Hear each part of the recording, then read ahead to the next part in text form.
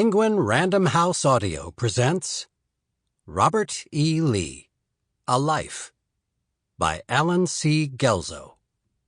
Read for you by Jason Culp. To the memory of the grandmother I scarcely knew, Ruth Blumenthal, 1902 to 1961, but who blessed me exceedingly.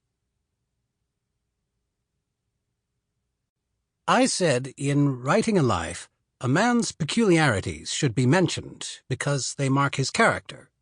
Johnson: Sir, there is no doubt as to peculiarities. The question is whether a man's vices should be mentioned. When Lord Hailes and he sat one morning calmly conversing in my house at Edinburgh, I well remember that Dr. Johnson maintained that if a man is to write a panegyric, he may keep vices out of sight, but if he professes to write a life, he must represent it really as it was. And when I objected to the danger of telling that Parnell drank to excess, he said that it would produce an instructive caution to avoid drinking, when it was seen that even the learning and genius of Parnell could be debased by it. And in the Hebrides he maintained, as appears from my journal, that a man's intimate friend should mention his faults if he writes his life. James Boswell, The Life of Samuel Johnson, LL.D., 1791. Oh, we were always honorable. Robert Lee, Jackson, Albert Sidney Johnston, A.P. Hill. But we served venal men and a vile enterprise. How many lives would have been spared had we not lent ourselves to the defense of a repellent cause like slavery? James Lee Burke, in The Electric Mist with Confederate Dead, 1993. Whence did I come by this readiness to give way, though with a murmur, this weak yielding, though after rebellion and a protest?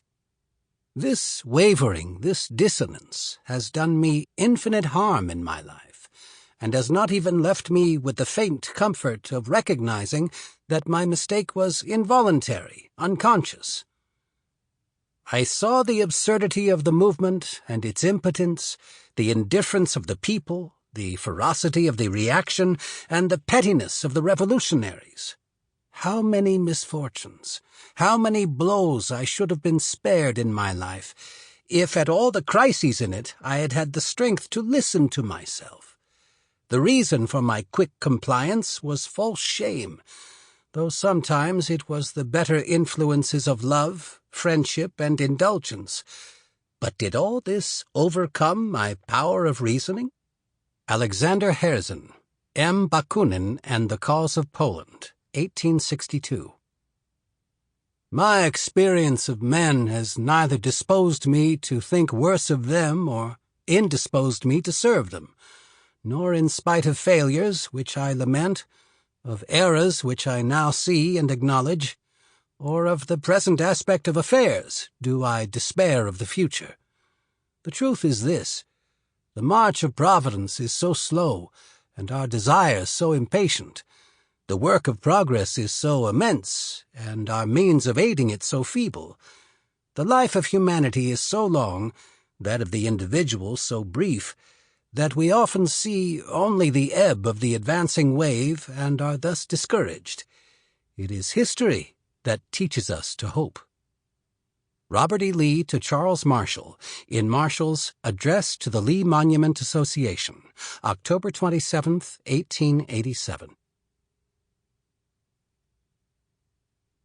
With the best of the young men dead, the country ruined, and the sourness of Military District No. 1, the war was an after-image, a dominant lightning to dazzle the stunned eyes of a generation. But Lee, in his college office in Lexington, the man beyond criticism, spoke reconciliation. Slavery, at least, was gone. Over yet one more century, as the wounds heal up, the flaws start slowly to fade. Robert Conquest, The Idea of Virginia. Collected Poems, 2020. Prologue. The Mystery of Robert E. Lee.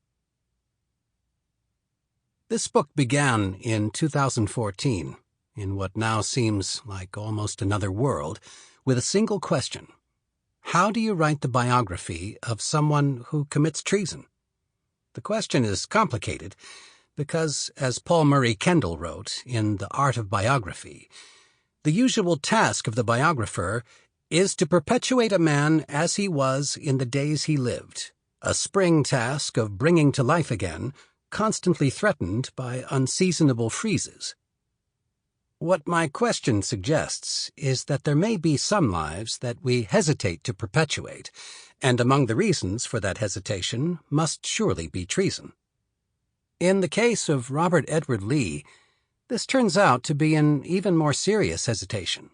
Being a Yankee from Yankee Land, it has always seemed to me that the treason Lee committed was aggravated by the nature of the cause for which he committed it, the protection of legalized human slavery, and that rankles me to the sole of my abolitionist boots. I was literally catechized at my grandmother's knee in the righteousness of the Union War. She had caught the enthusiasm herself as a girl in Philadelphia's George Clymer School, when white-haired veterans of the Union Army would make their annual Decoration Day visit to explain the real meaning of the war and excoriate the Confederate traitors. And it would take no great struggle for me to capture Lee in a squinting and cynical view. Yet no one who met Robert Edward Lee, no matter what the circumstances of the meeting, ever seemed to fail to be impressed by the man. His dignity, his manners, his composure, all seemed to create a peculiar sense of awe in the minds of observers. From his earliest days as a cadet at West Point, through 25 years as an officer in the U.S. Army's Corps of Engineers, and 6 more as a senior cavalry officer, and then as the Supreme Commander of the Armies of the Confederacy, Lee was the model of gentility and propriety.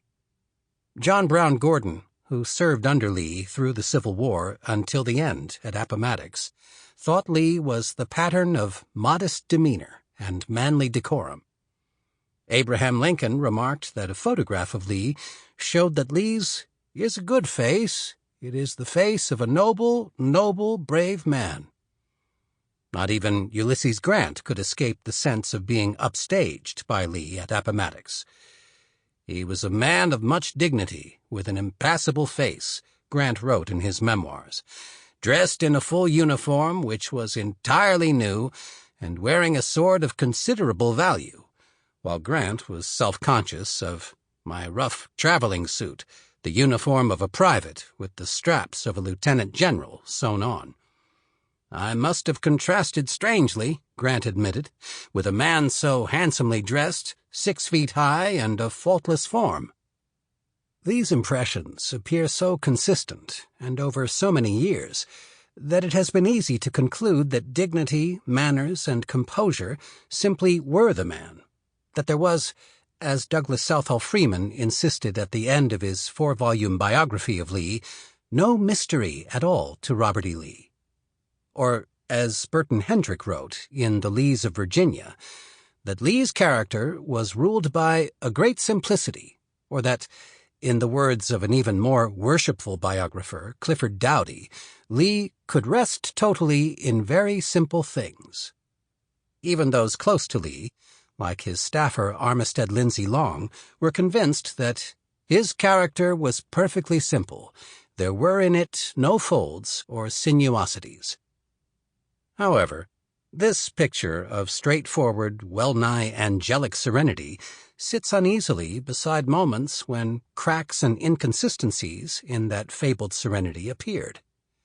For instance, Lee worried constantly and insistently about money, even though he had married into one of the most prominent families in the District of Columbia, that of George Washington Parke Custis and his wife Mary Fitzhugh Custis, who owned the palatial estate they called Arlington, perched Palatine-like on the Potomac bluffs overlooking the capital city, and staffed with a small army of slaves. In fact, according to the will he filed before going off to fight in the Mexican War, Lee had actually inherited a decent sum from his mother, Anne Carter Lee, and had invested it with enough success. Sample complete. Ready to continue?